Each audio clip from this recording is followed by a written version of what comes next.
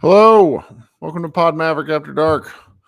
Kirk, Henderson, and Josh Bowe. We are joining you on Wednesday night, a little after 10:30. Got started a little later than we normally do. The Mavericks lost to the Phoenix Suns 123-114. Is that right? That's right. 123-114. Yep. The first game in the post Nico era looked a lot like the other games of the Nico era. Kind of a frustrating one to stomach, to be quite honest with you, because the Mavericks looked really good in the first quarter. They really did. They were up by as many as 10. They were attacking. They were free-flowing. Then what happened was, after missing all of their threes throughout the entire first quarter, the Suns they rallied all the way back. Like they were leading at the end of one, despite the Mavericks playing a fantastic first quarter. And the reason for that is the three ball is just the great equalizer. And this is the first team we've had during the 3-point shooting era where they just suck at shooting threes. And what ended up being kind of ironic is that the Mavericks actually outshot the Suns from three and then managed to lose anyways. And it was just very dumb. It's very, very dumb. The Suns score, they were 27th in the league in points in the paint, scoring about 41 a game, and the Mavericks gave up 52 to them. That's a key point of why they lost. What happened in those second and third quarters, though? Because I was driving home and listening to it, so I didn't get as much of a thing to go. Oh shoot! You know what? We're not even live. Oh.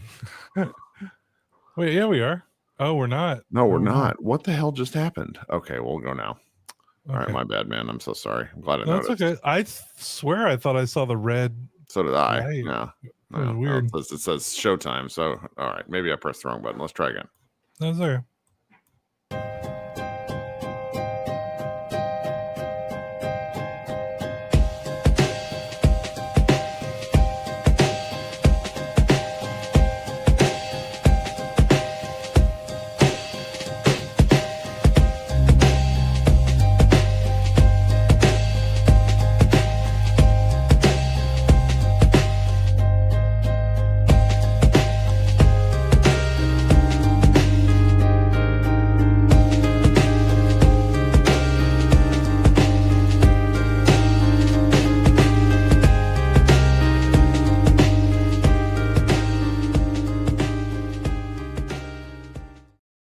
Well, welcome to Pod Maverick After Dark. The chat says we were live, which means they could hear us talking about whatever we were talking about, but our stream was quite literally showing as not live.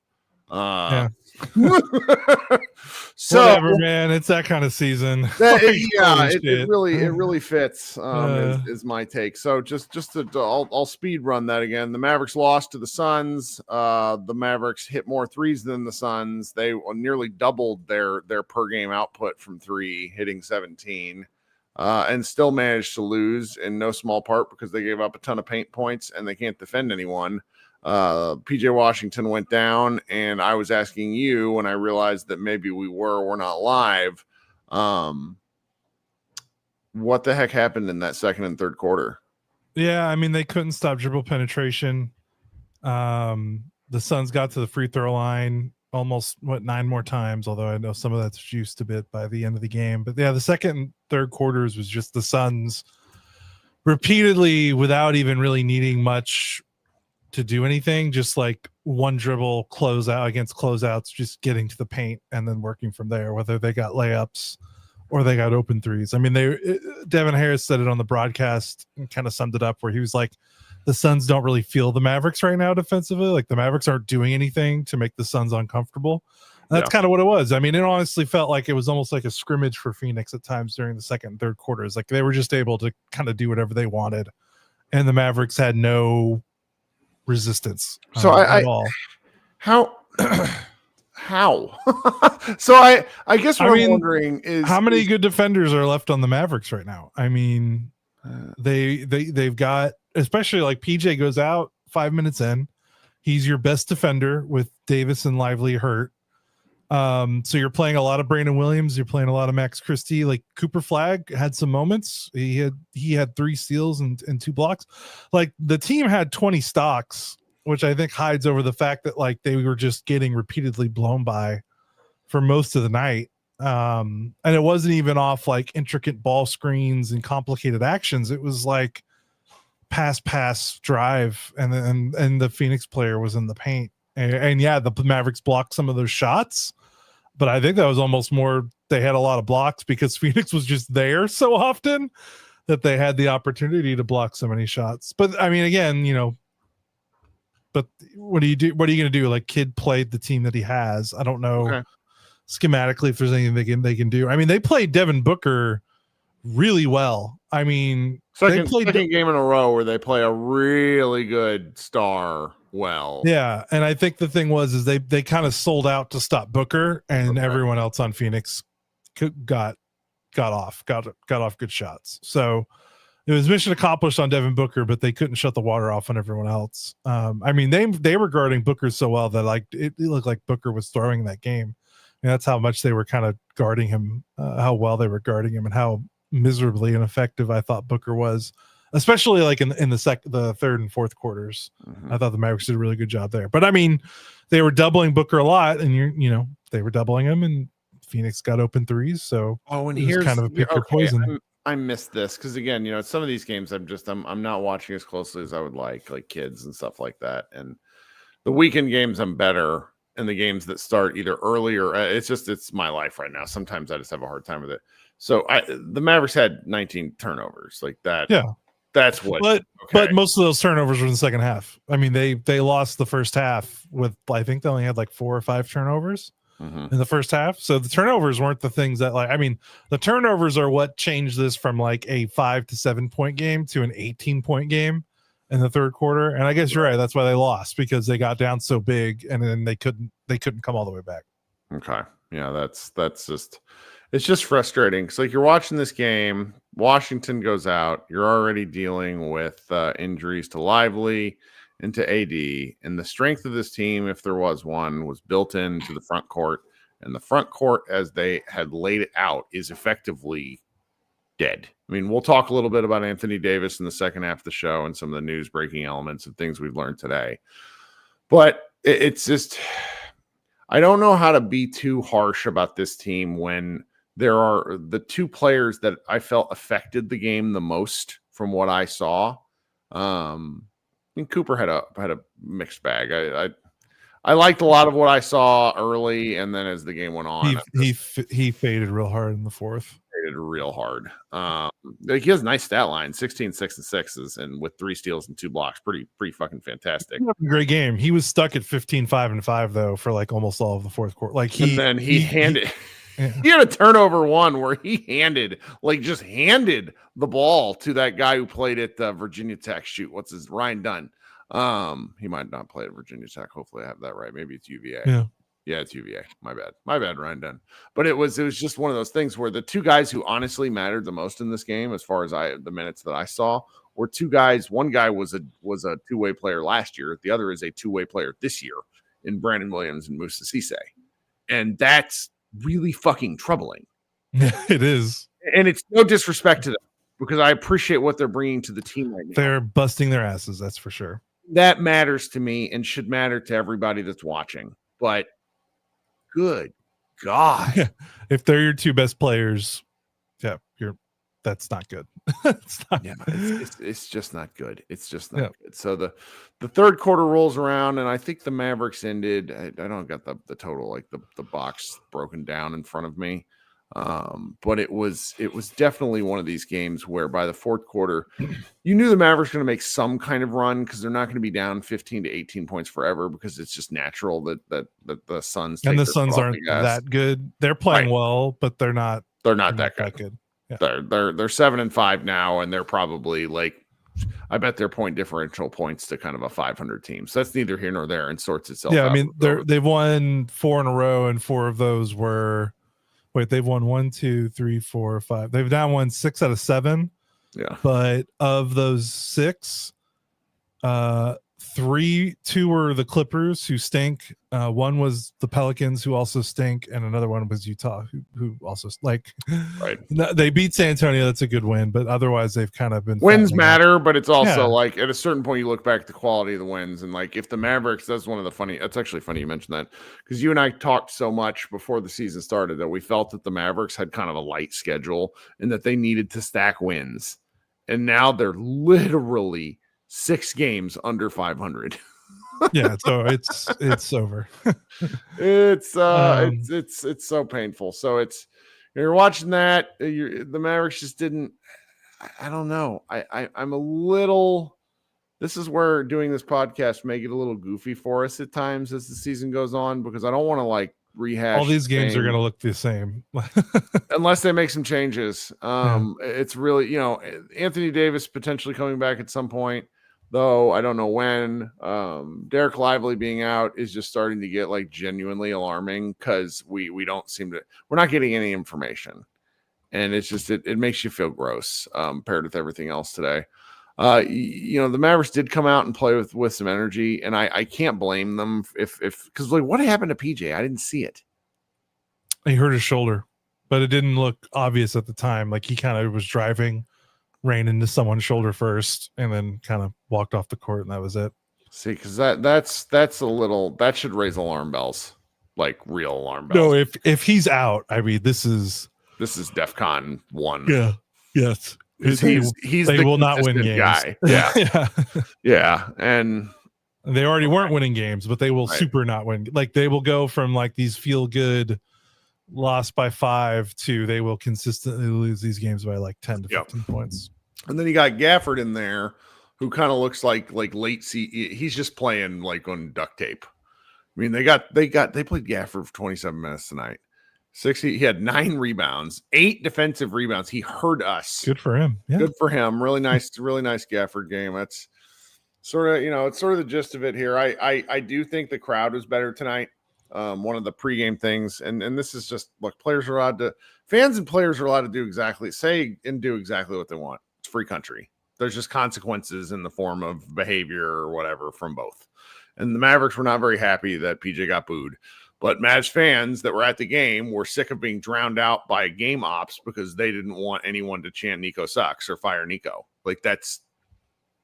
Sorry, it's just the way it went down. I understand why both sides. I do. I would like to see the Mavericks win as well because I like watching winning basketball. But this game, I thought that the crowd was very into it, despite how poor the Mavericks played in the second and third quarters, and were on their feet and cheering in the fourth quarter. And that's what you can ask for, Yeah, I don't want to. I mean, if we could talk about those kid quotes like more, but I don't want to get anyone mad tonight. Like I don't have the energy. No. I do like let's. I want to pivot to bigger story stuff that we learned today. Let's take a quick break. This is just going to be a shorter podcast. I am going to host a group therapy if anybody wants to talk about the last 2 days because why not? But Josh and I's one here will be short. If you want to support the pod, there are 2 links pinned in the YouTube. There's links in the show notes, and they're pretty straightforward. If you are not interested in those, listening to the ads does it, and really telling your friends and family to listen to this show.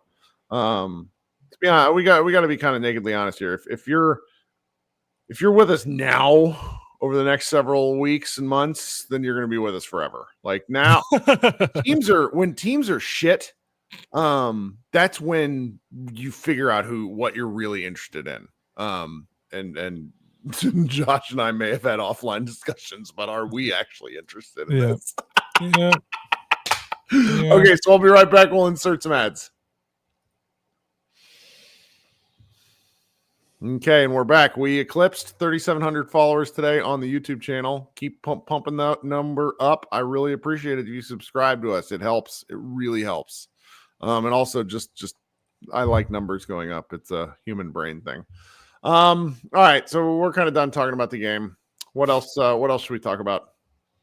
Well, we got, I guess, the Nico Harrison fallout continues. I do. So the first one that I really want to, there were 2 stories that broke today that were of interest, and they were quasi-related.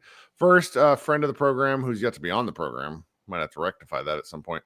Christian Clark of The Athletic published the first clearing of the notebook story that was really quite shocking to me, and I don't know why. There was a lot in there. There was a lot in there, and it's the sort of thing to where, and I want to circle back to this, but as I see the truly asinine Nico Harrison defenses from some elements of the talking head media, I don't know how you can have those, like, with what we learned about Nico in this article, which, I mean, the first really jumping out story, and it's related to Tim McMahon's story as well, is like, I was kind of rolling my eyes at the notion of Patrick Dumont having to step in and not play and make sure that AD didn't play. But That's dangerous. That got explained a little more in depth. And Nico Harrison, let's just make this clear. For what he was trying to do, AD wants to play. And so all players want to play, for the most part. So, AD has a medical team that he pays that does what he tells them to do. Sorry, and they were recommending that AD play. I don't know what that means, what the team means, doesn't really matter. The Mavericks medical people were saying, no, he should not play. Nico Harrison, the team general manager and essentially person in charge of the organization, sided with the player and was pushing for Harrison to play. And it seems like the medical staff circumvented Harrison, went straight to Dumont, explained the situation, and everybody had to come to heel underneath what Dumont wanted. And Harrison was willing to put Anthony Davis in a position that could have ended his season, because calf strains can lead to torn Achilles. And like, what Harrison did in that regard is flat out indefensible. And honestly, while I don't believe this is the case, my brain goes to, did he try to make Luka play against the best wishes of the medical staff last year? I don't know if we're ever going to know that. But Luka wasn't going to play. Luka wasn't coming back early, because I think he already came back early once in the start of the season after he had hurt his calf during training camp, and then came back early, and then they shut him down for a while. Do you remember all that? Yes, I do. This whole thing just makes me call into question everything that happened in September, October of 2024. So that was wild. Like, I was shocked by that. What was the next thing? What was the other part of that was interesting? Oh my gosh, I'm trying to think off the top of my head. We talked to write about it. Yeah, we did. To me. Yeah, let me look in. Oh my gosh, I feel like an idiot. No, it's in here. It's right there. I wrote both things down. The hiring of unqualified people. Oh yeah. That was remarkable. Where he hired, I have to go find it because the language was just so funny. They hired a PR, like a communications official, who flat out had never been in sports before, Victoria Martinez, who came over from the FBI. Martinez's area of expertise was within the federal government combating terrorism. The transition to a top public relations role with an NBA team was rough. They let her go at some point before the start of this season. And that's like the fourth person since last season that had no business being a part of an NBA team that Nico Harrison hired. I mean, what the fuck is going on? I don't know. Yeah, that's crazy. Do you think, and just let me posit this for you, do you think that that Dumont gave Harrison free hand? I really do. I think he gave him free hand to do what he will, with the understanding that he would do his job as best as he could. Yeah, he entrusted him. I mean, he thought he was the man for the job. I mean, he came in literally during the December of that final season. So December 2023, I think, is when it was finaled. And he absolutely, I mean, not to Dumont's defense, but like, I mean, I don't know. He doesn't know basketball. And like, he wisely was like, let the guy that I think knows basketball do all this stuff. Mm-hmm. Unfortunately, you kind of got to know a little bit more than he did, and yeah, he just ran out of control. Like, he did the thing that you want most good owners to do, which is entrust the people that are under you to make the decisions, and then you just write the checks. But in this case, it backfired because the guy that he entrusted was about to just tear the whole thing down. Yep.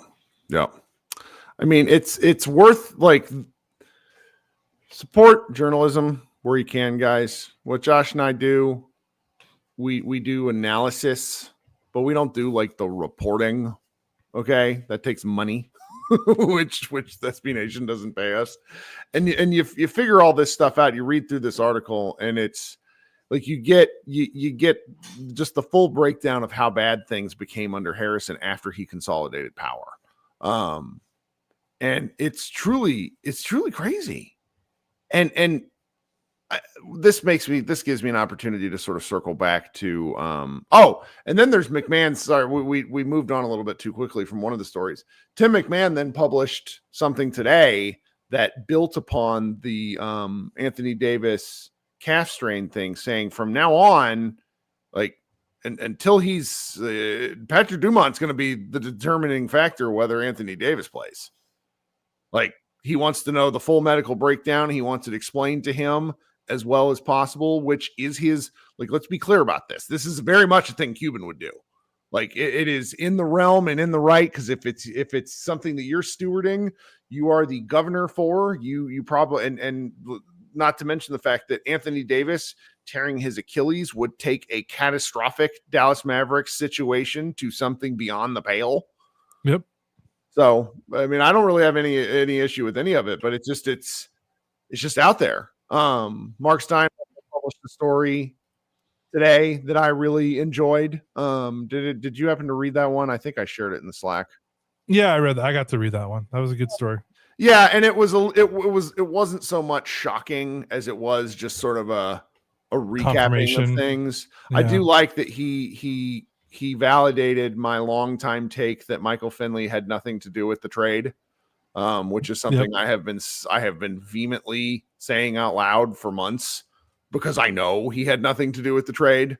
Like, I know, and I never say things like that. But it was just, we're going to get a slow roll out of these sorts of things. The local media seem pretty, like, you're going to get a lot of like the very same things that happened when Carlisle got let go, I think, where people really didn't like how they were treated by Rick and just had built up sort of a dossier to let loose. And like Nico Harrison, and I don't know, Nico Harrison doesn't seem like a very nice person. Like, to be quite candid about it, like, he would be nice to you if he needed something from you, which is how he was able to charm so many people at previous positions. But once he had consolidated his power with the Mavericks, he was not nice.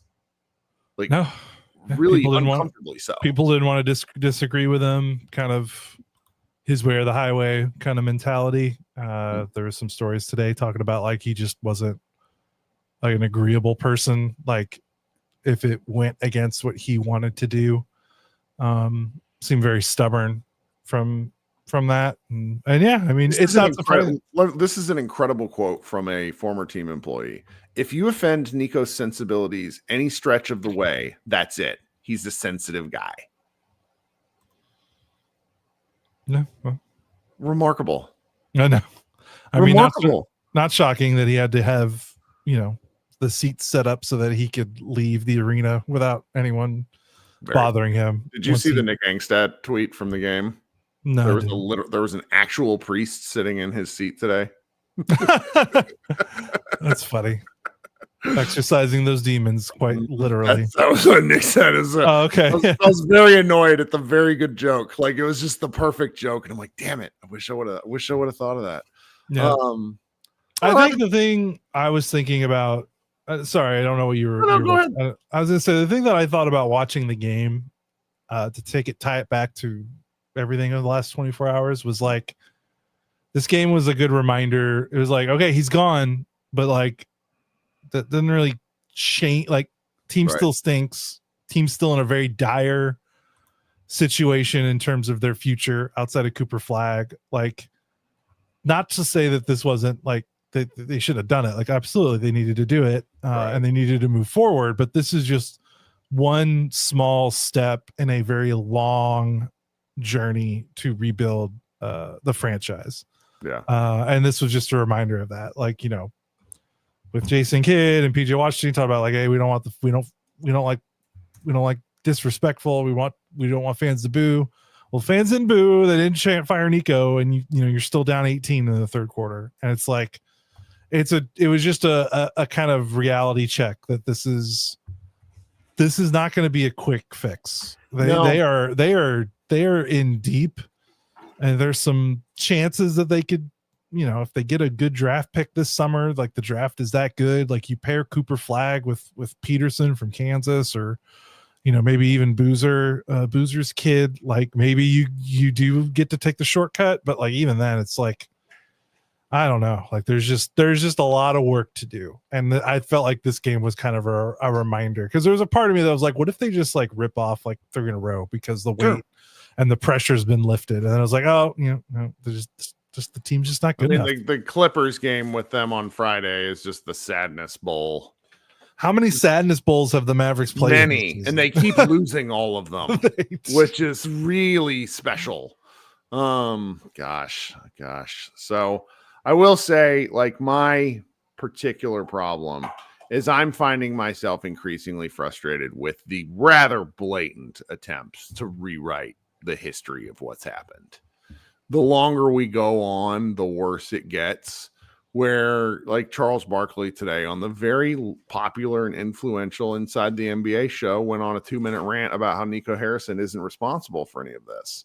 I work on the Offsides program, the app that I'm working for now. One of my colleagues put out a Nico isn't responsible for this take, and I'm pro, like Chuck Klosterman of 90s fame and is a long-time pop culture critic, went on Bill Simmons' show and sort of like attempted to rewrite the history. And I don't understand it, where you have like, it's very uncomfortable in that I don't like always, like sometimes I get mad and call people stupid, happens. But like this is not super complicated. He traded Luke, like, you can handle all these things in like separate buckets. Like trade for Luka, devastatingly bad and stupid. The return for Luka, devastatingly bad and stupid. But then also, once you're past that, for example, one of my friends is like, well, it's not Nico Harrison's fault that the team can't shoot. And yes, it is. Like he brought those players in.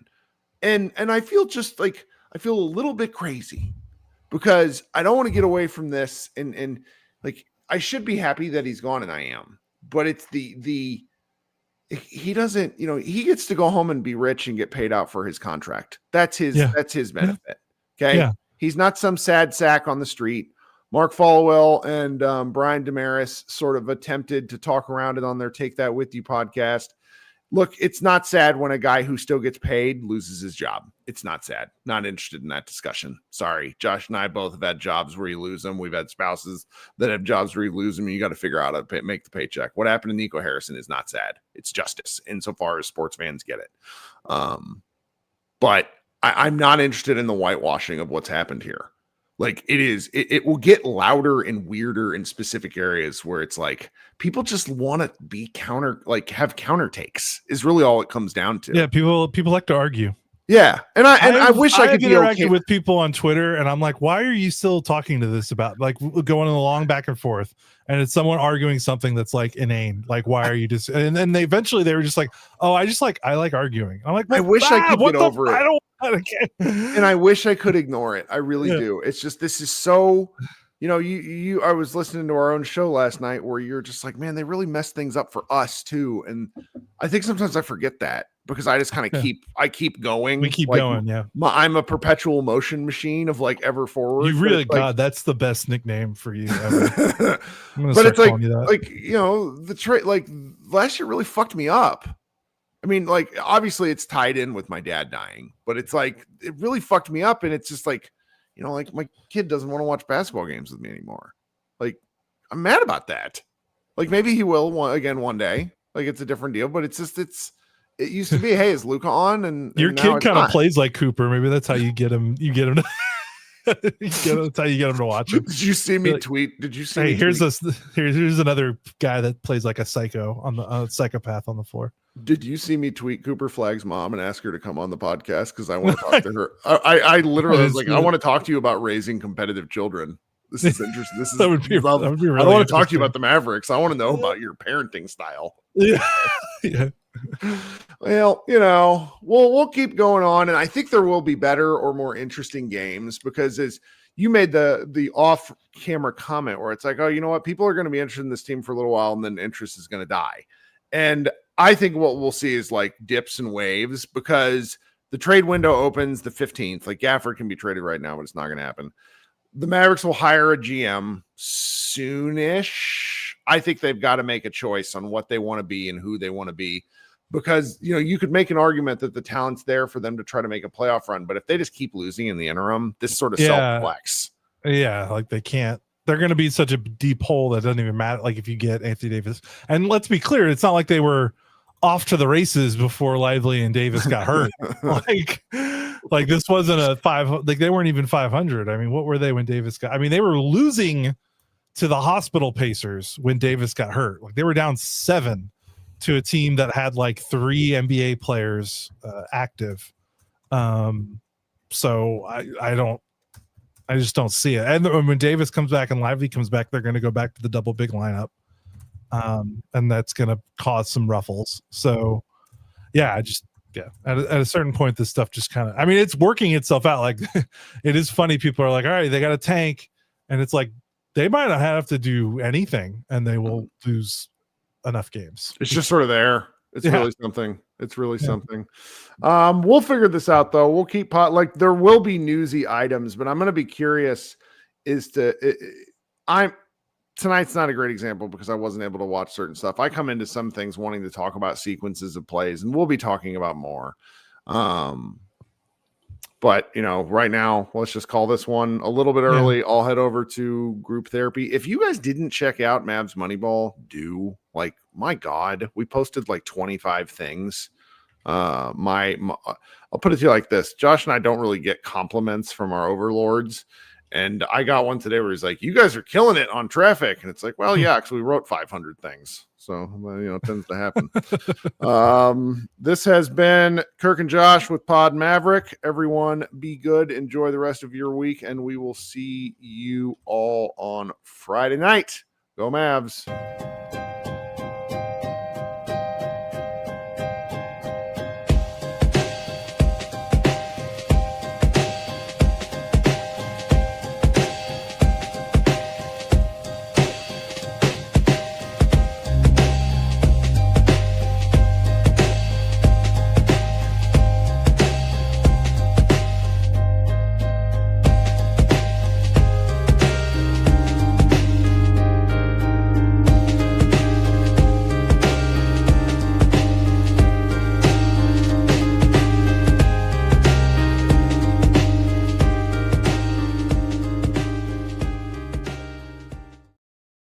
Hello, everyone. Welcome to Pod Mavericks Group Therapy. I'm Kirk Henderson, editor over at MavsMoneyball.com. If you would like to join our very weird show and very fun show, in my opinion, how you do so is in the comments of the YouTube.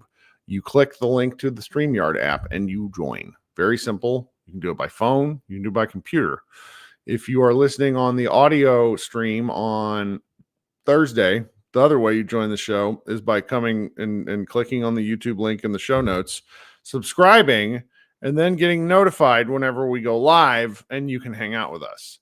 We always have new people join every now and again. I like bumping new people to the front of the line. I'm interested in your Dallas basketball takes, or if you want to talk about other things. Glenn asks, could you post the link again? It is pinned in the comments. So it's right there. Don't know how to maybe do it again, but I'll try to figure it out. Glenn probably wants to be positive, so I'll post it for Glenn because he's the homie. Coming up first is my friend Sudarshan. Don't you just love waking up for great basketball?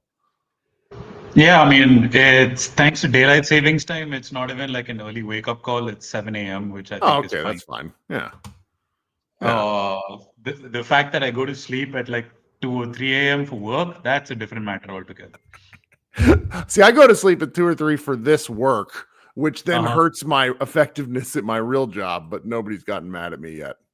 Yeah, in fact, I was on a date on Saturday where I explained, or we were discussing how we are not morning people. But then I was telling her that, that I still wake up at 5 a.m. for a game if it needs to be. She's like, how are you not a morning person? I'm like, no, I'm just a crazy sports person. Right. And there's nothing like being mad at sports to actually like anger you enough to wake up. Right. So what are you thinking? I think this game showed us in a lot of ways who is actually interested in playing and who is just there because they're there to earn a contract and make some money. Okay. Because you saw it from guys like D'Angelo Russell, from Klay Thompson, to a certain extent from Daniel Gafford. And I know Brian's going to be really pissed off that I call him out on this, but Najee Marshall, the four of them, the moment they came into the game, you could see the energy just dip.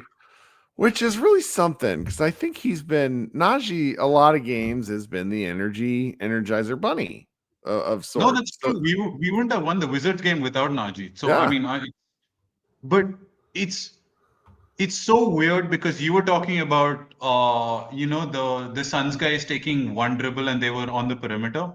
Well, guess who was defending during that second quarter? It was Klay Thompson, D'Angelo Russell, and Najee Marshall.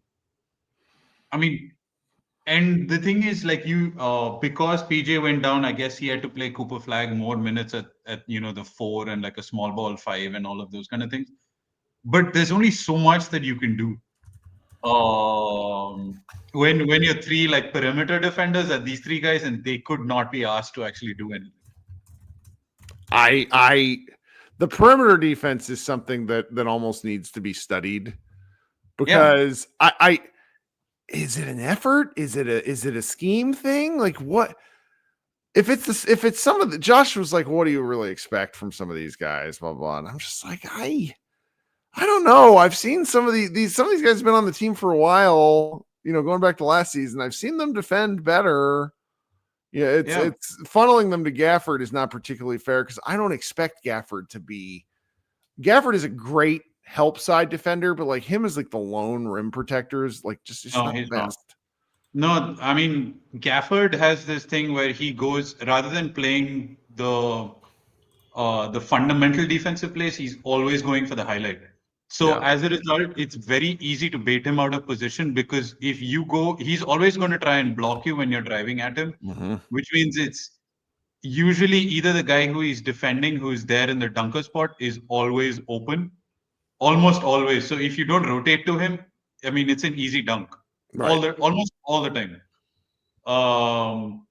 The other, I mean, it's really interesting because you were talking about like the actual defensive rotation. They came out really aggressive on defense, and like, for the first 7 or 8 minutes, the rotations were really sharp. I mean, Christie was good with that. B Will is B Will. You can't really take it, but he was trying. I mean, and then something just completely snapped. Yeah.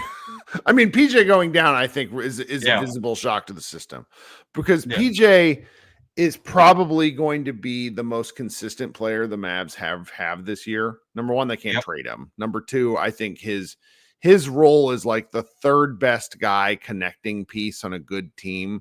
When you get elevated, it's just like we're going to like watching him. But it also, what that meant, I think, for the team psyche tonight, because I sort of pencil him in as like the team leader.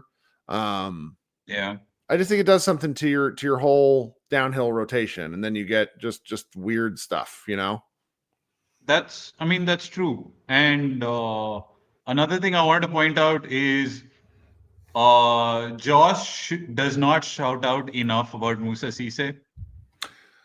Oh, that kid his energy is infectious.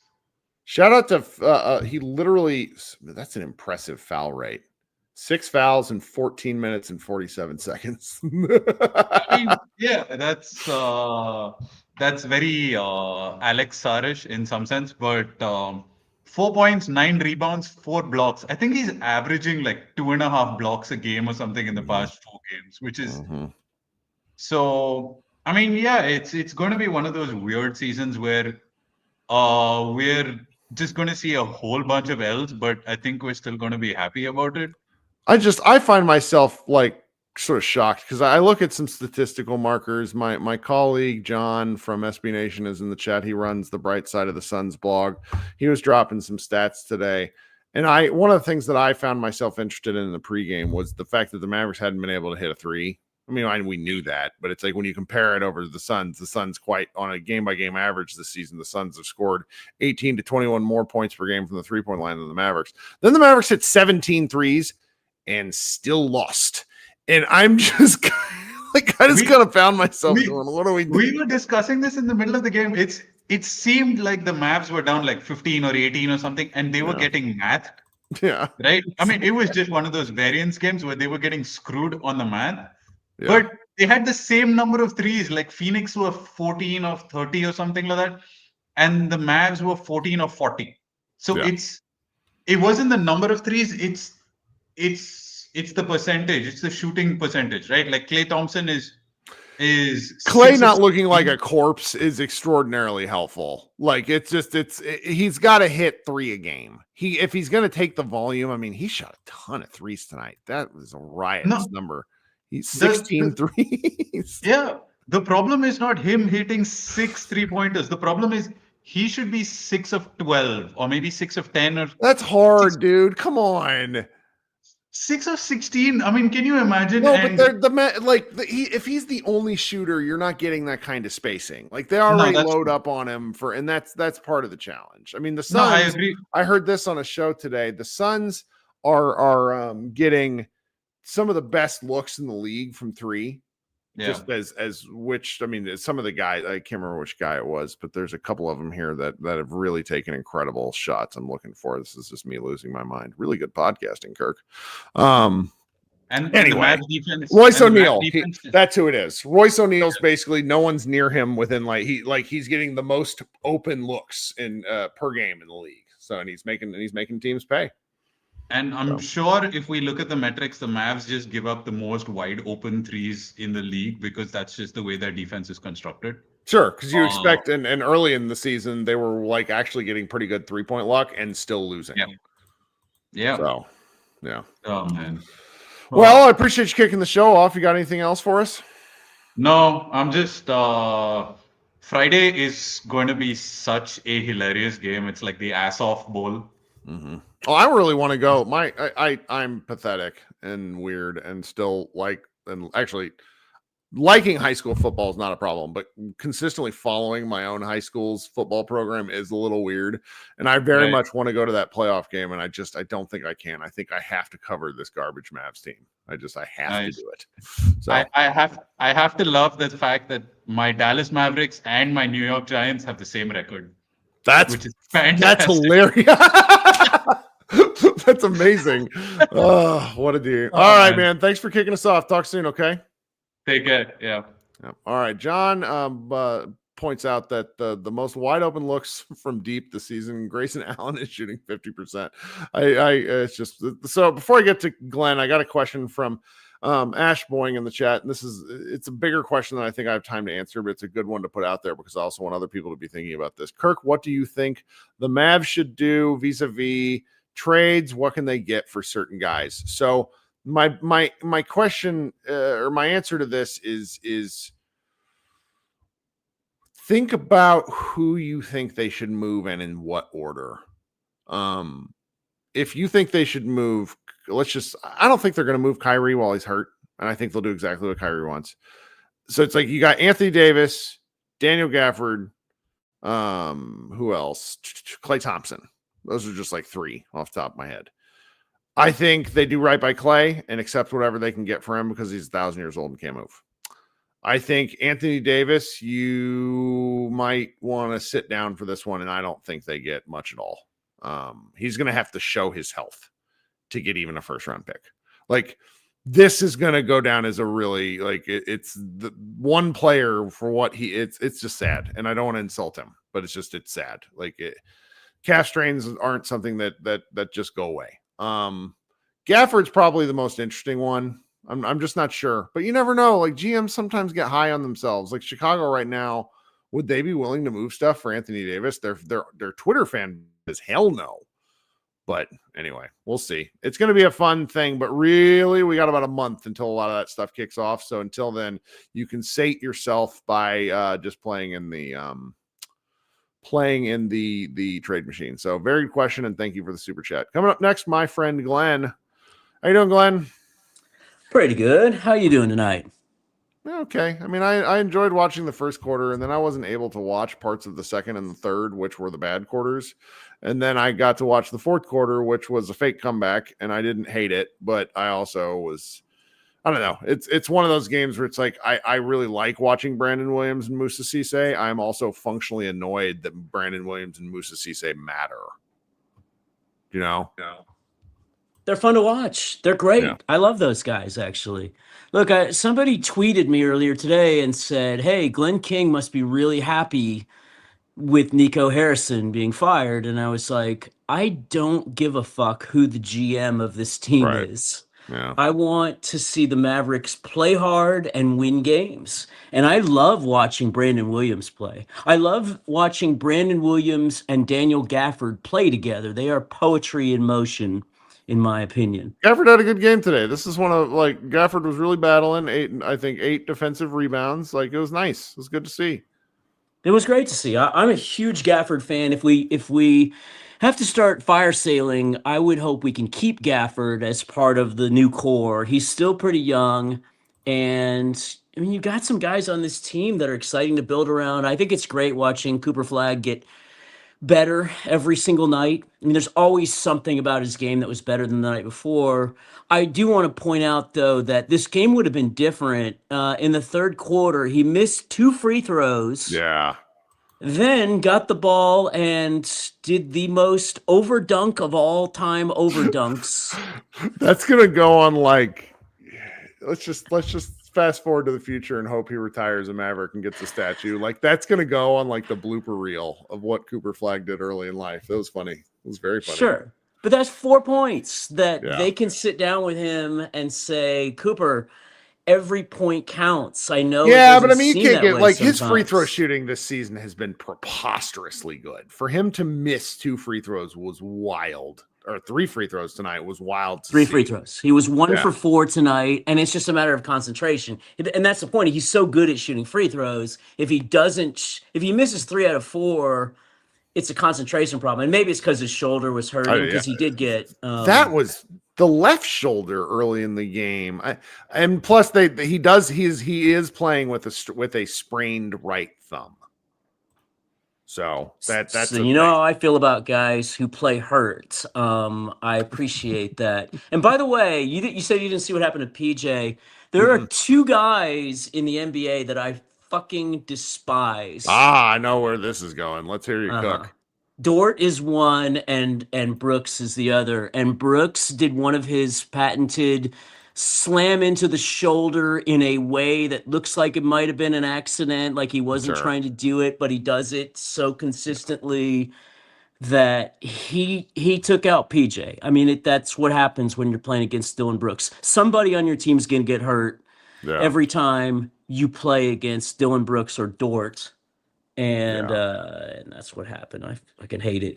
Now, I'll vent for a second because you can tell I'm not in a good mood about this tonight. The one thing that gets me really angry is watching Lively on the sidelines. It just turns me red every single time I see him.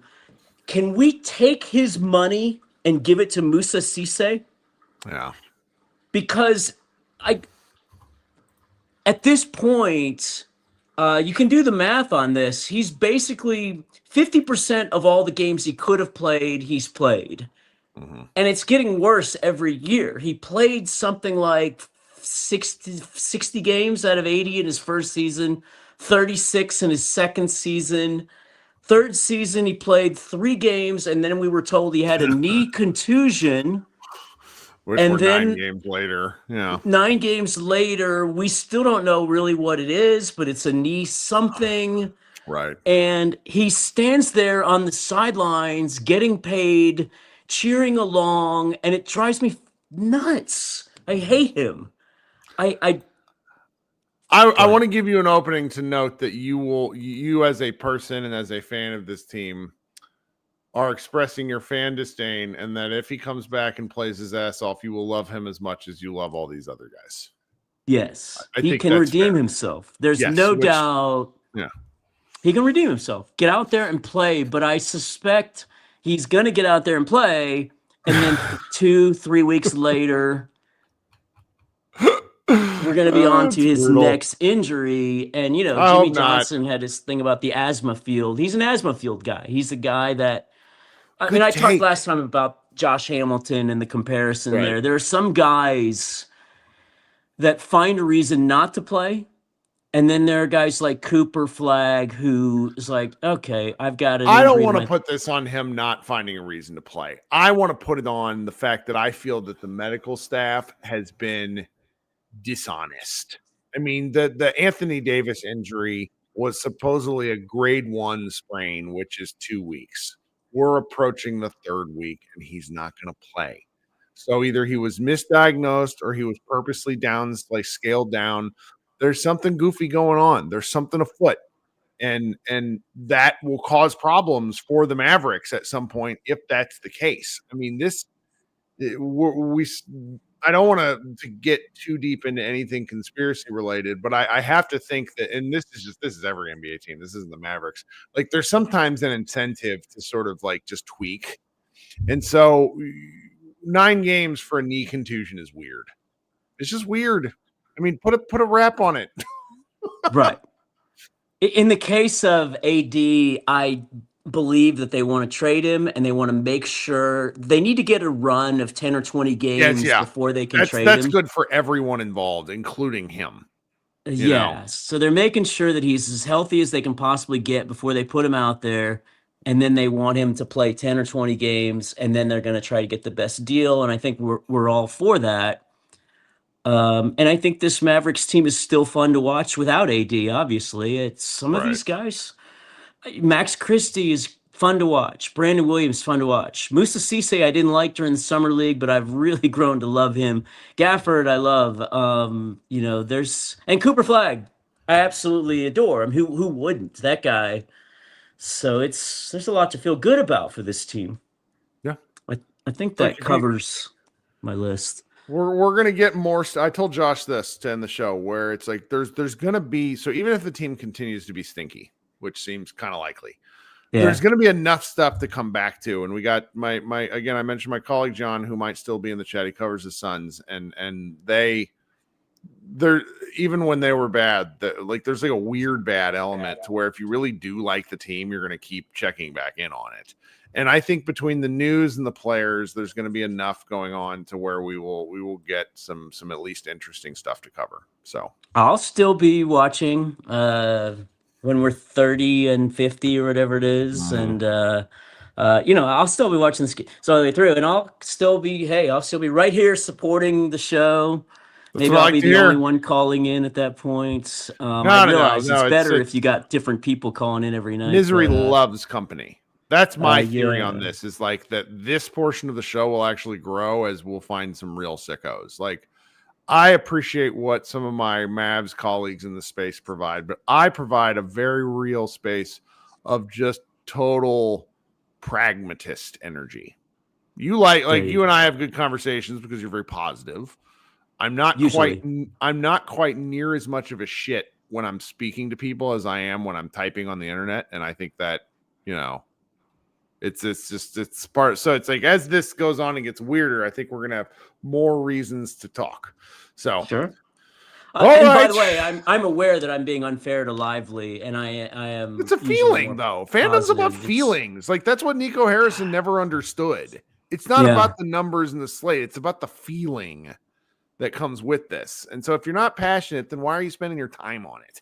It's too much. So, all right, buddy. My problem, which I'll repeat about Nico real quick, because people keep asking me about this, is not that he moved on from he moved on from Luca, and I read Tim McMahon's book, and I'm cool with that. I mean, he knows if people want to come to that conclusion, that's fine. But what always infuriates me about Nico is that he didn't go out to bid. They should have gotten a lot more. They should have gone to every single team in the league and said, "What's your offer?" Because we've already got this offer from LA, and we, we could have at least gotten a better offer from LA if we had somebody bidding against them. So anyway. Thank you for hearing me vent as usual. Appreciate you. Talk soon. Okay, we got 2 more guests coming up, so I'm going to insert some ads before I get to Daniel and Cam. If you want to support the show, there's links in the notes with direct access to supporting the show. Listen to the ads. That's another way to help us. And the third way is to spread the word. Need someone to teach me how to say this word. Proselytize? What's the spreading of the word? I need more of that. All right, so I'll insert those ads and be right back. Welcome to the show, Daniel. How you doing? Hey, Kirk. How's it going, man? It's for 11:30, I'm shockingly awake. Like, I did not want to get out of bed this morning and have felt that way until about 9 o'clock. And now I'm just like, hey, I'm here. I'm awake. There you go. Man, I've been a Mavericks fan since 2010, man. I mean, I've been on the tail end of Dirk's career. It's just a good year to start. Yes, it is. Yes, it is. I was very unfortunate to see Dirk's early years back in the night. Very unfortunate. But, yeah, it is what it is. The game tonight, it was just kind of disappointing once again. Cooper Flagg is one of the greatest 18-year-olds I've ever seen. It's just the problem is that I think we need to give him time, sure. And I hate to say this. I think the Mavericks, in an 82-game season, this is not looking too good right now. Right. So, and I have to say this with my heart. I think him, Max Christie, Musa, Cisse, and Brandon Williams and Derek Lively, they're the core. Okay. And right now is that, we have older players on this team. We're going to have to figure out a way how to get rid of AD. But here's the thing. I don't know if anybody's going to want him. That's my problem.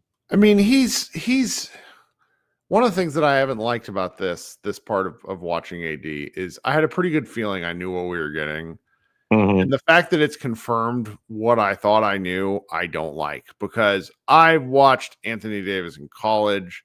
I watched him early in New Orleans. I watched him with the Lakers in the bubble when they won the title. He was very fluid and moved very well. It is now 5 years past the bubble. He just isn't that guy. And that is not his fault. That's called aging. Mm-hmm. And so I don't, there's got to be, like, general managers are, there's got to be some team that looks at this and says, you know what, he could be the deciding piece. The problem is he just makes so much money. He's $54 million. Yeah, and that's the biggest thing. I mean, I keep saying this once again. Who's going to want that contract? Which team is going to want that money and is going to take on the injury history of Anthony Davis? And apparently he thinks he's due. He wants another extension. So he basically has this year, next year, and then that third year is an opt out. But I don't understand who would I think sign it's the up. player option, right? It is. So, but what team would sign up for 3 more years of 80 at age 35? Like, what team would do that at that price point? It's just not out there. It could be Miami. I mean, they could be desperate. Okay. I mean, that's sure. I mean, it's an interesting. AD and Bam together, that would be a good duo. Well, it's not. But like I said before, I love what Max Christie brings to this team. Sure. I think with his skill set, the way that he goes about his business, he plays defense the right way. That's why I call him Super Max on the TV. He's basically like a superhero. One day he does really good, and the next day he does really bad. But as superheroes always does, they got to bring defense. And he brings defense as a guard. And Brandon Williams, I feel like the transformation that he has taken, I think Kyrie has really done a really nice job of taking B. Will under his wing, in my personal take. Brandon Williams is such an interesting story because he just didn't make it primarily due to injuries. And so that freaks me out to one degree or another, because in training camp when he had hamstring injuries, I was sitting there going, oh no, because that was his problem. And I hope he's able to keep it together because, the Mavericks have him on this deal. The deal that Nico signed him to. This is pointless to be mad about this now, but it's just something else to get mad at Nico about. Nico signed him to a deal very similar to the Jalen Brunson deal, where there's like no leverage for the Mavericks to actually keep him. They don't get his bird rights. They don't have anything to like incentivize him to be a Maverick. So he's going to go and get what he can get on the market, on the free market this summer, because that's what that's the way basketball works. But but I really do think that he is part of our core. I believe that B-Will should be kept. But the question is, how does the Mavericks management view him as? Is he a point guard long term, or is Cooper Flagg the long term piece? I mean, I think Brandon's probably just a guy. If you want my true take, that's not his fault. But if they would have valued something more, the contract they would have offered him before the season might have been a little better. Instead, they offered him kind of the cheap deal. It made me it annoyed me when I found out the terms of the deal, where it's like, well, so you're saying, I remember thinking, so if he outplays his contract, the Mavericks don't have any incentive to keep. There's nothing incentivizing him to stay a Maverick, and that's very annoying to me. And we're like, I would say that through 9 games, he's outplayed my expectations just because the Mavericks literally need him. Yeah, I mean the way that he just goes about his business. I mean, we just saw a reverse dunk by him tonight in the game. I mean, this is crazy. And I think he's only like what? Like he's like 5'10". 5'10"? Man, he's not as big as he's listed, I'll tell you that much. Man, really? I did not know that. This is partially a me problem, but either I am 2 inches taller than I think I am, or every NBA player lies about their height. Because when I am on the same court and have been on, it's like, is Kyrie Irving 6 foot tall, or it is what it is. It's a very silly thing. It might just be a me thing. We know I might actually be 6'4", and maybe I'm just I don't know. My wife says I'm taller than I right. But when I heard the news yesterday about the Nico firing, I knew that this was going to happen. I knew that this was going to happen when the trade happened. I mean, this is probably going to go down as the worst trade in years. I mean, I heard it today on the radio that it was like somebody called it the worst sports trade in 100 years. And I'm just like, man, it's like maybe Babe Ruth. I really can't think of one that's any. But what I find myself surprised about is the when. And I think the when happened because the Mavericks aren't selling out games anymore. And I think ticket prices are through the floor. And I think that it's hitting the owners in the wallet. And they're like, we gotta pull up. What did you think about the letter that Patrick Dumont said yesterday? What was your thought? Hated it, but I also think that and know that he's constrained by certain kinds of language. Like, I don't think he's allowed to mention Luka's name because he's not a Maverick. Which also means I don't think he can actually say the trade, which I appreciate the gesture. I think the lovely PR stunt that they pulled with that 18-year-old kid at the game was just absolutely brilliant because it worked on me, and I'm pretty sure it's a PR stunt, and I don't care. That's how you know it's good. So it's an interesting question. The letter is do you remember that when the Mavericks beat the Suns in 2022? On the way to the Western Conference Finals? I think it was that season. It was the Game 7 game where Luka scored 30 points in the first, and like just annihilated the Suns. Oh, yeah, that's when we annihilated them. Yeah, I remember that. Suns ownership put out a letter after that, like apologizing. And like that's what this letter reminded me of, where I'm like, I get why you have to do it. The fact that you have to do it is like, the letter is causing problems that are answered within the letter. Like it's a feedback loop of like, there's just no winning, I think is the way I would phrase it. Right. But, like I said before, and as far as the Cooper Flagg thing goes, I really like the kid. I mean, he's a young pup. I really do think that he's going to be a good player.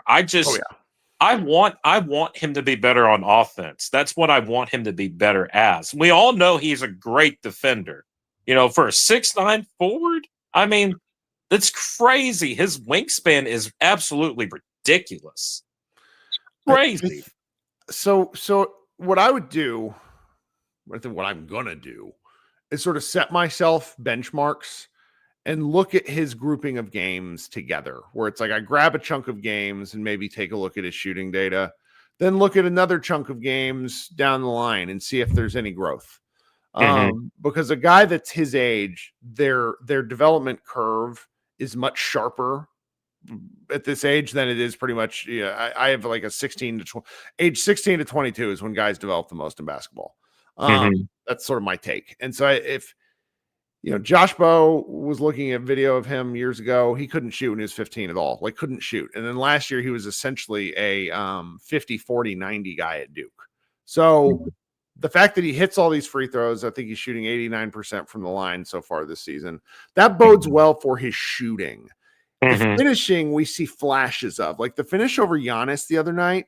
Yeah, I saw that. That was crazy. That was so cool. That was awesome. He went up against the great. That's right. Oh, it sounded like there's an audio issue. Did I pull out my own audio? What were you gonna say? Okay. No, you're good. So it's like there are flashes, and I think what you're correct me if I'm wrong here. I think you're asking for consistency. Yes, I need consistency at a coup. I really need to see it. He's a good player. He's a great player for his age. Yeah. I mean, I just don't want him to get the treatment. That's what I don't want. I think that's fair, and I don't think he will. I think people who really understand basketball know. I think the expectations are through the roof, and that's part of it. But it's such a long season. If we're looking at him at game 65 and he's like scoring 17, getting 5 and 5, like we're all going to be so freaking excited. Like it's going to be, and then it should be the case. But anyway, man, anything else? Well, I was going to also ask, there was a rumor out there saying that Mark Cuban wanted Dennis Lindsey to be the next GM. Did you hear anything about that? Yes, Mark Stein covered that today in his newsletter. So Cuban still owns like 27% of the team. He has influence because he's essentially a very well compensated season ticket holder. That's what an owner, that's what a minority owner is. Him and Dumont are friendly. It became very like the Mark Stein story essentially said that Harrison boxed out Cuban over the course of like 6 months, like effectively told Dumont he needed to stop listening to Cuban. It's like very high school. It's very weird. And Cuban has spent the last several months getting back within Dumont's good graces, which I think contributed to Nico getting fired when he did. And so Cuban is interested in bringing Lindsey back and has been pushing that. But what I don't understand, and really, and I'll look into this as I can, but if Lindsey's under contract with another team, I don't understand this discussion. And I'm pretty sure he's under contract with Detroit, and they would have no reason to let him out of that contract to go be a GM of another team, even if he wanted to.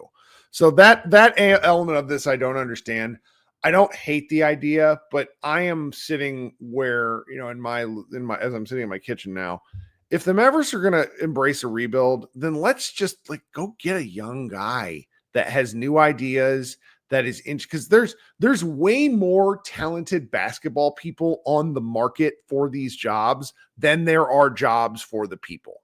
I firmly believe that. It's such a narrow niche. I mean, look at Matt Riccardi, the assistant GM. They kept telling stories about him today on the broadcast. If I don't know if you happen to catch them, but he was kind of going like franchise to franchise, like asking for jobs. Like he was doing crazy stuff to get in front of people. And that's how hard it is to get a foot in the NBA. So it's like, I have to believe that there are people out there like that just need a chance. Like, I'm not interested in a retread. If I will probably not bitch too much if they do. I really don't want like Calvin Booth who used to be with the Nuggets, for example. But I mean, like Lindsey's fine. Lindsey is apparently like fairly responsible for a number of the moves the Mavericks made under Harrison anyways, which is why Harrison pushed him out the door. So yeah. That's a good question.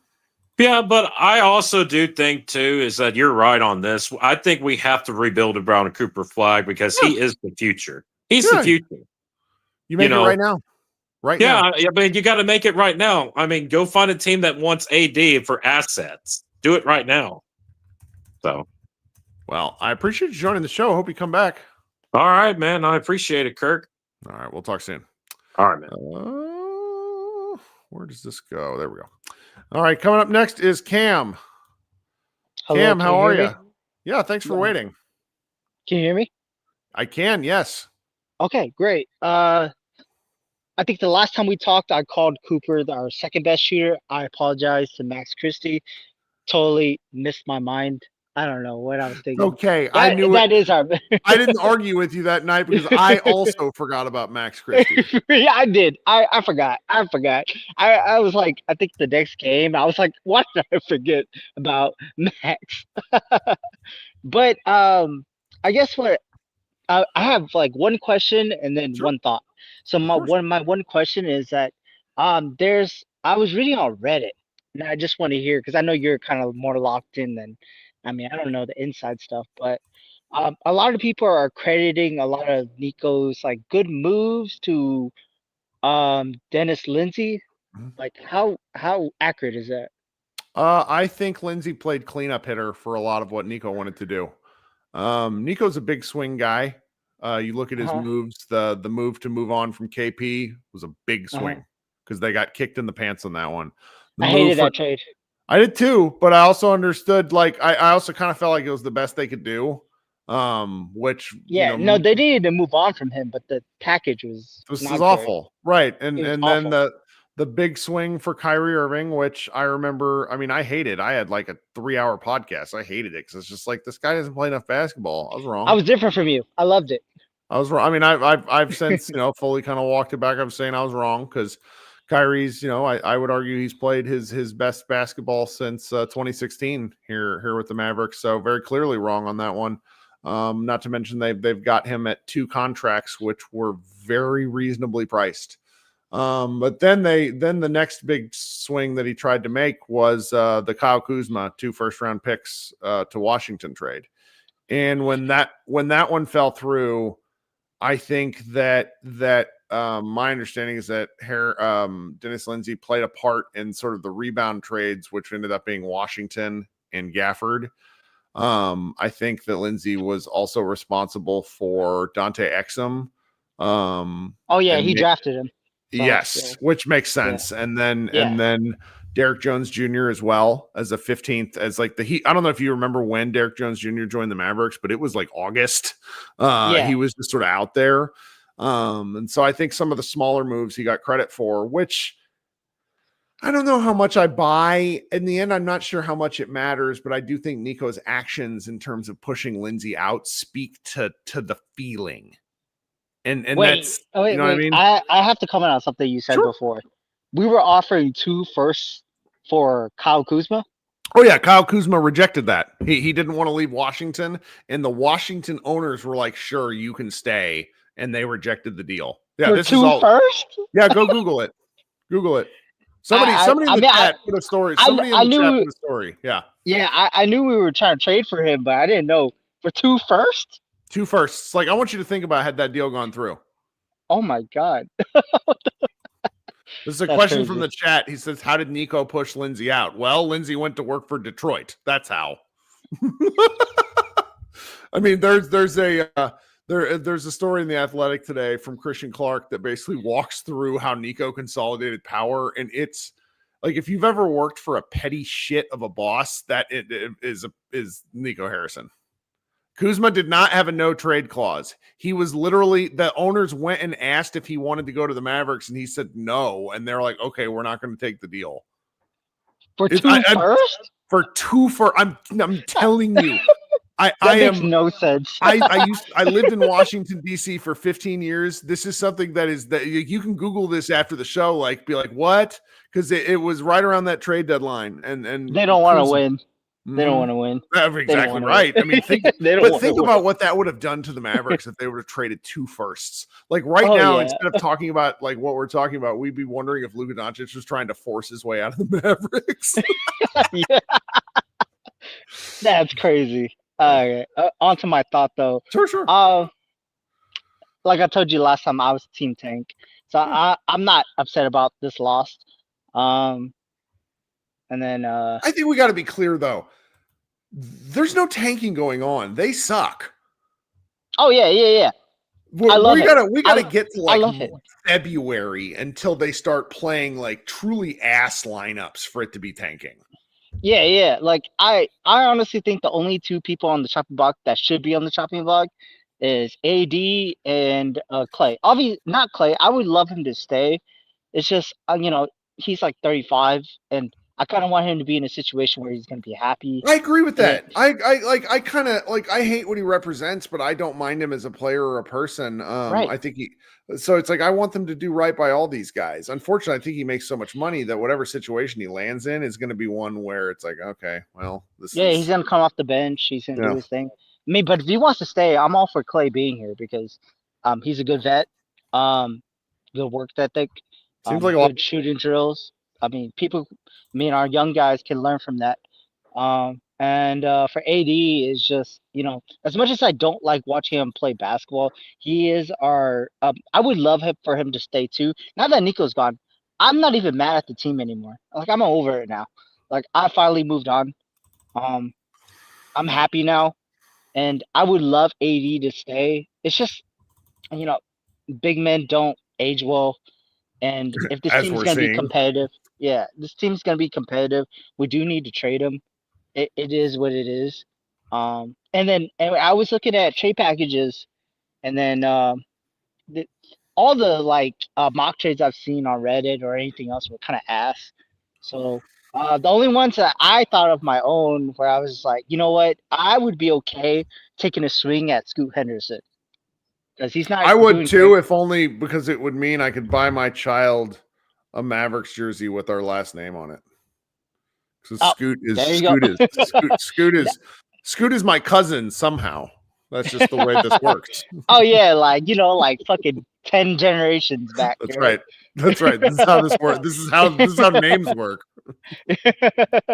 No. I think he's like a really good playmaker. I would literally trade AD for a Scoot package and then whatever salary filler Portland has and maybe like 2 first-round picks. Maybe one. I don't even give a fuck, to be honest. I would take a swing at Scoot because I think he has so much upside. I think he's going to be great. And I guess my last point was, I was really happy about I'm not sure because I wasn't really at the game. Were you at the game? No, I never get to go. My wife would murder me if I went to games and did this. Yeah.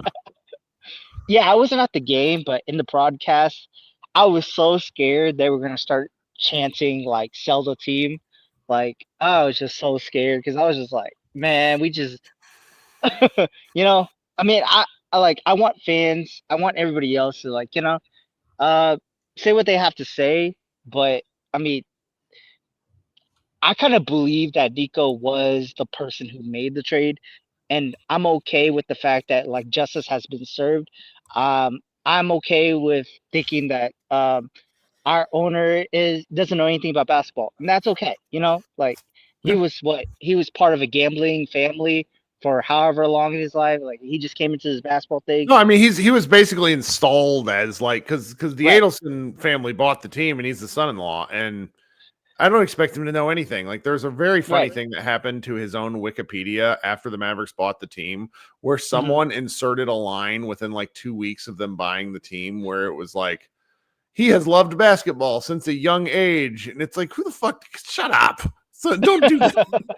Yeah. So I think of it as a minor committing a crime and an adult committing a crime. I think that Nico Harrison is adult. He's been around basketball all his life. That's why he should have been fired. But this is a minor committing the crime. I don't think he knew anything about basketball. I don't think that you know what I mean? Well, I also think there's a limit. So what the fans did here to get Nico Harrison fired should not be downplayed. I think it's extraordinarily important and quite cool. I also think there's a limit as to what the customer can best fan base ever. Yeah, best fan base ever. Well, I don't think you can convince the owner to sell the team. The owner, rich people that rich give no shits.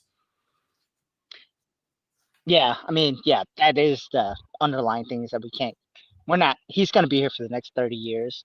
But at the same time, the fact that he fired Nico at this time, because honestly, it makes no sense why he would fire Nico, other than the fact that it was really toxic in the fan base. But we're talking from like a basketball perspective.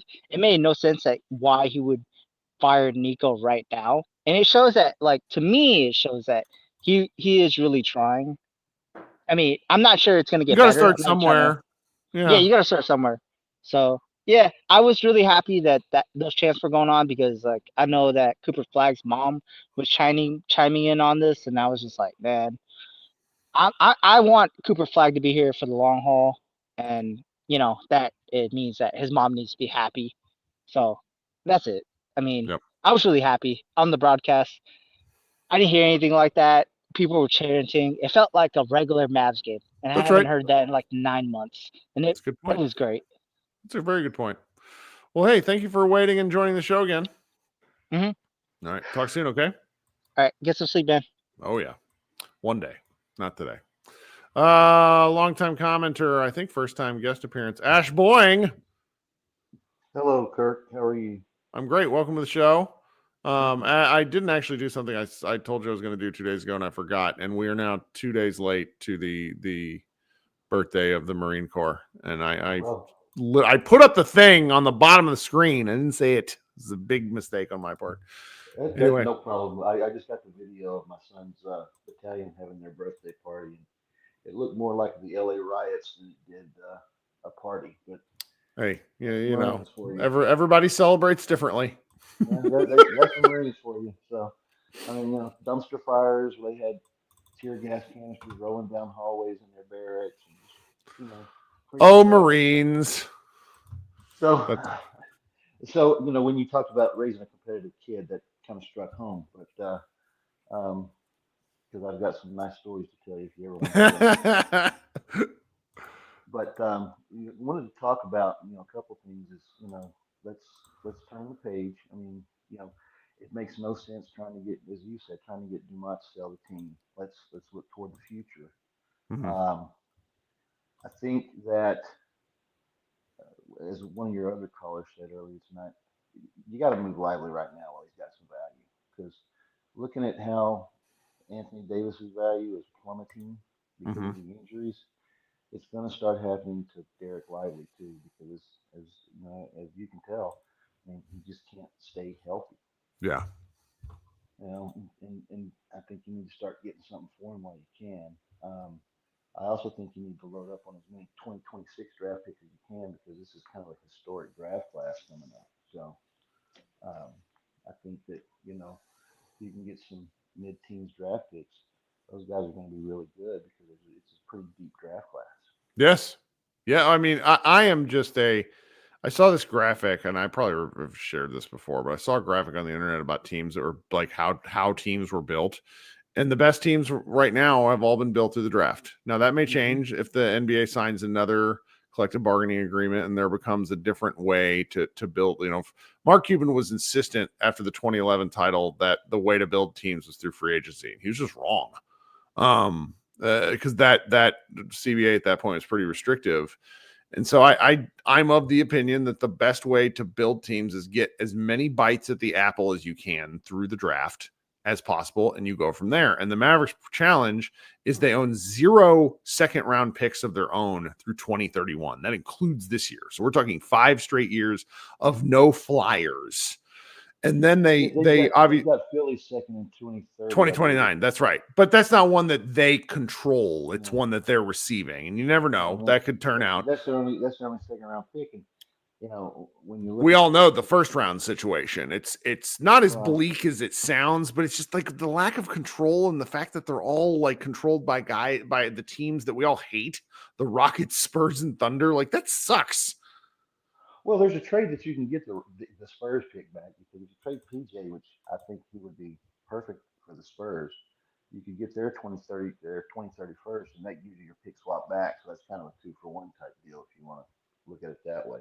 That's an interesting one. You'd have to do that at the end of the season because he's signed. Like, they can't trade him till August of 2026. Right. Yeah, you would have to do that at the end of the season, and that's actually, I think it's March of 2026 is when they can actually trade him, and that's past the trade deadline. So yeah, you'd have to do that at the end of the season. But PJ on the Spurs would just rock. I mean, honestly. Sure. Especially when you think about the way that he mistreats the Thunder. I mean, I think that every team in the West might be looking at PJ if you're a contender to play against the Thunder, especially. Yeah. So he might have some value. I think that I don't know what kind of you're right about Davis. Davis needs about 10 to 12 healthy games to regain any value right now. And then somebody's going to go absolutely crazy about the chance to win the East and maybe offers a boat. That's what I think too. Something like that. And even the first round picks you get there might not be good, but I just think you got to take it. Well, the East is wide open. And, I'm kind of eyeing Atlanta because they've got the New Orleans Pelicans first rounder in 2026. And if they get crazy enough, maybe we can capitalize on that. But, you never know. Yeah. Yeah. Because, it's kind of like quarterbacks in the NFL draft. Someone's going to talk themselves into it. It's a good take. I think you're right. So, I like that one. So, that's just, just kind of the way I feel about that. Also, I'd like to talk about keepers. I mean, I think really there's three keepers on this team right now. There's Brandon Williams, there's Max Christie, and there's Cooper Flag, and everybody else should be, wide open for trade, to be honest with you. And the other thing that I can't understand, I'd like you to comment on, I don't know why they can't defend the three-point line better than they do because, Christie's a pretty good defensive player. Cooper's supposed to be pretty good, and PJ's, a good defensive player. And I just don't understand why they don't defend the three-point line well. So, my theory, and I don't have a great answer for you. I personally hate switching defensive concepts because I think it results in too many opportunities for error where the switch occurs. And so the Mavericks are switching basically every screen that I see happening. And so I think when the ball is moving around the perimeter to open shooters, I feel like every situation the Mavs perimeter defenders are put in is one where they're late. And that sort of causes I'm thinking of like a circuit board where it's like if one element fails, then the next element fails, like kind of by design. Yeah. Right. That's what my close up in a foul because they're fouling on the 3-point line like crazy. And when the Mavericks made the finals in 2024, the defensive sort of physicality that was allowed then, the Mavericks are just like smashing into people. And you can't really do that now, which I hate and also think is good. Depends which mood I'm in, but I miss it some nights, hate it other nights. Well, you can do that in playoffs. You can't do it in the regular season. That's right. And so it's just they're just getting bulldozed. Everybody's driving right past. It's barely watchable. Yeah. Yeah, and then you got your big men. I mean, look, I like Mr. Cisse, but he reminds me a lot of JaVale McGee, where he kind of over rotates and goes for every block. He reminds me of Sarge. Do you remember Sarge in 2023? Like when they had those random rookies. Bernard. He was like a 27-year-old rookie. Yeah, he was a literal I think he was an Iraqi war vet. Yeah. Oh God, what was his name? Bernard James. That's who it was.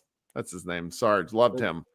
I just think he over rotates and that creates another problem. Because, it does. If you chase every block, you're going to get too many follows. Defenses scout that. I'm sorry, offenses scout that as the year goes on, and they're like, attack that guy because we're going to get, Right. And the last thing I want to say is I made this comment the other day is I've watched Cooper a long time. I've been watching him since the Olympic camp, and it just seems like he's like the board. I mean, he's gonna adapt to whatever you're doing, and he's gonna learn, and he's gonna take whatever parts of your game that he needs to win. And you can kind of see that, and I mean, you can kind of see he's starting to pick up things. Like tonight, in the first quarter, as I typed earlier, he was 1 for 5. Okay. Yeah. But he had such an impact on the game because he had 3 boards, he had 3 assists, he had two steals and a block. I mean, he only scored like 2 points in that first quarter, but his floor game was just impactful. and you know, you just see him learning as you go along. It's pretty fun to watch. Yeah, it is. It is. You know, it'd be nice. It'd be nice if we could have had him and Luka together, but that's never going to happen. Yeah. You know, I mean, you know, if Luka had still been there, we wouldn't have been in a position to draft Cooper. So, Right. But you know, it's good to watch, and you know, I think, quite frankly, I watched part of the Oklahoma City LA Lakers game, and you know, Oklahoma City is far and away better than everybody else that I've seen this season. I mean, they just destroyed the Lakers, and they just, you know, even without Dort, they held Luka to like 3 of 18 shooting in the first half. Right. It was just, I mean, they're just so much better than everybody. Well, I hate the Thunder whistle. They're allowed to get away with that physicality we talked about earlier. Kind of drives me crazy. But still, I mean, they're very, very good. They're amazing, and it's just that on top of it just kind of makes me ugh. Well, I think if Dallas can build a winner here, they'll get that Thunder whistle. I mean, and it's kind of like the old Patriots, where they were going to interfere with you on every play because, you know, the referee's not going to throw a flag every play, so you're never going to complete a pass on them. You're going to get an interference call about once a quarter, but you know, that's about it. Yep. So anyway, that's all I've got. So hey, thanks for joining. Appreciate it. I'll hang up and listen. I've really enjoyed your show, and I encourage everybody else to start doing what I'm doing. I try to give you a couple of bucks every night because. Oh, hey, you know, every great now and again, you know, I do this. I do it because it's fun for me above all else. I mean, sometimes it taxes my wife, but you know, she'll live. Well, I try to give you a couple of bucks because you entertain me. You know, that's something that, you know, doesn't happen very much anymore since my kids are now all grown up. So, sure. One other question I did have though is, who's your high school team? You talked about. I played basketball at Coppell High School. Okay. And I'm a Geier guy. So I was way too skinny to play football and realized very quickly that I shouldn't play football. Now I can play football because I'm fat, but then I just couldn't do it. I couldn't play football either. I'd have gotten broken in too. But I had my Marine son was one of he played on a Geier state championship team. Oh my God, their teams are so good. And he was a sophomore with the Bowen brothers. So you know. I love people that aren't from around this area, and I mean it's kind of just a Texas thing. So I've lived in California and Virginia, and California's okay. I think Florida's probably like it too, but it's like going to these high school sports. They're a great time. They're just a great time. It makes you fall in love with where you live too, because you see a lot of good stuff. Yeah, I don't know if you remember those Geier basketball teams with Davion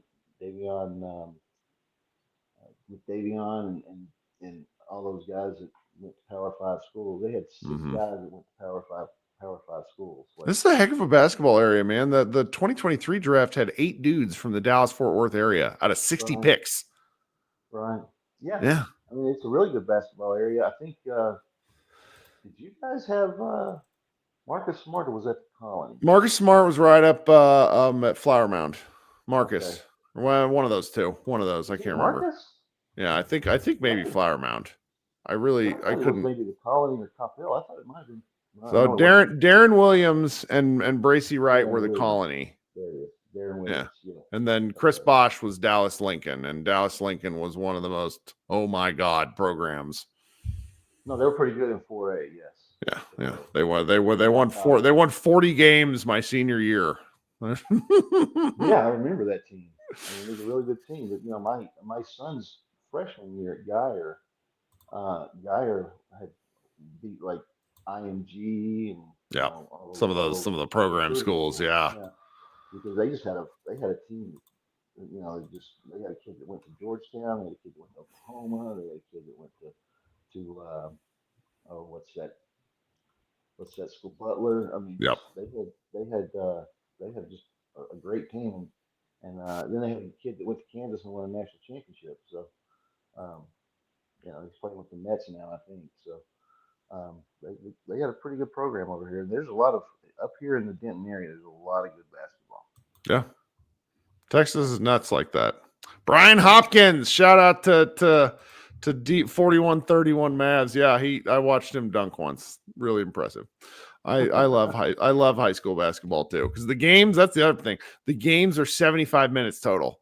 Like it's in and out. You're just like on with your life. And I watch these NBA games and it's like, my God, they're never going to end.